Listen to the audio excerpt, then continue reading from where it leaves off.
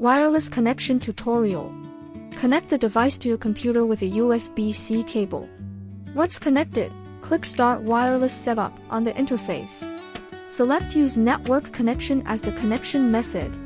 Important: please select the same Wi-Fi network as your current computer. Follow the on-screen prompts to enter the corresponding Wi-Fi password to complete the wireless setup. First, enable Bluetooth on your phone. Once enabled, tap Add Device and confirm the permission. After the device is found, tap Next. Two connection methods are available: use Wi-Fi network or use device hotspot. If you select Use Wi-Fi network, connect your phone to the Wi-Fi first, then enter the Wi-Fi password as prompted to complete the connection.